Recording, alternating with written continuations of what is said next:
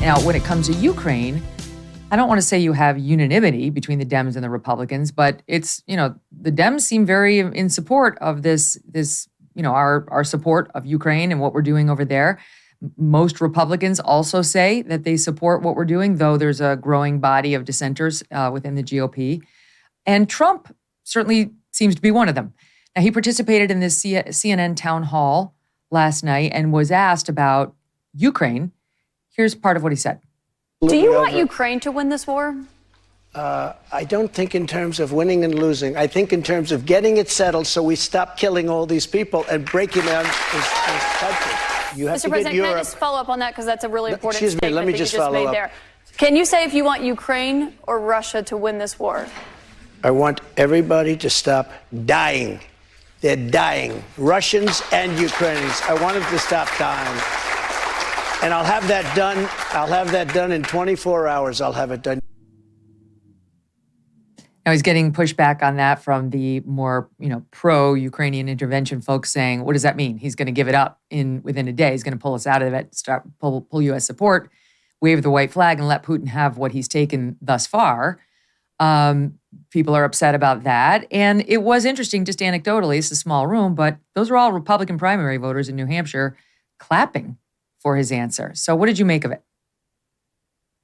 Well, I was really happy to hear him say that. And, and I think his instincts are exactly right. We just have to end this war. And there's not going to ever be a winner or loser. Both sides have been the loser in this. We've killed now between 30,000 and 100,000 Russians. And over 300,000 Ukrainian troops and 14 to 15,000 civilians. We've destroyed the Ukraine. We've destroyed 60% unemployment. The infrastructure is wrecked. The country now, because of the prolonging of this war, which is a U.S. project, the neocons in the White House have prolonged this war and much longer, rather than treating it as a humanitarian crisis and trying to end it quickly. Every step the White House has taken, particularly the neocons in the White House, has been to prolong the war and expand and increase the bloodshed. President Biden, we were sold on the fact that this was a humanitarian issue, that a humanitarian intervention. My son went over there and fought, and that was his impression too. He went over and he fought, as a machine gunner. Yeah. Talked about that. Special Forces unit in the Kharkiv offensive. But when President Biden was asked about the objectives of the war, he said it was to depose Vladimir Putin, to do regime change, which is a neocon project, an aspiration of the neocons for a decade. When his Defense Secretary Lloyd Austin spoke about the war in April of 2022, or 2021, 2022, excuse me, he said that our objective in the war was to exhaust the Russians and degrade their capacity to fight in any other part of the world. Well, that is not a good idea for the Ukrainians. That means we are turning this country into an abattoir for Ukrainian kids in order to achieve a geopolitical objective of weakening Russia. And by the way, I don't think it's a good idea for us to be weakening Russia. We are pushing Russia into the camp of China. And so the whole thing is kind of a nightmare. And the Ukrainians are a victim of U.S. policies and Russian policies.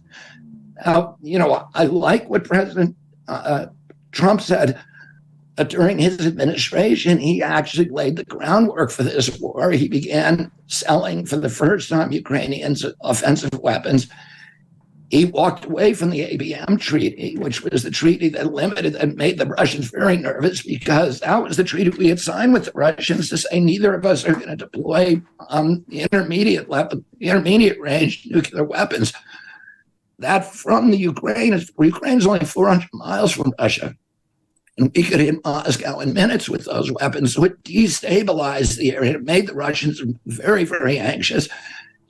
And then he continued to push the borders of NATO right up to the Russian borders, which the Russians had said was a red line. So his administration, although his intentions, I think, were good, his administration was filled with neocons and warmongers and swamp creatures and pharmaceutical executives who are making decisions that did not reflect what President Trump was saying to his base. I want to tell you about the amazing extreme altitude wines from the Bonner Private Wine Partnership. These flavors go great with any hearty meal and meat you're going to serve. They are unlike any wine you've ever tasted. Blackberry, leather, smoke, and little dark cherry. The wines are almost impossible to get on your own. The producers deep in the Andes Mountains make limited quantities. I have a great offer for you right now.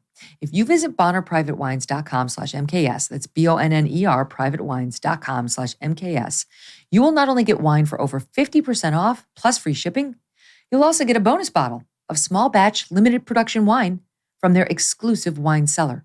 That's 4 bottles for the price of 3. It's a deal that's hard to turn down if you are a wine lover like I am.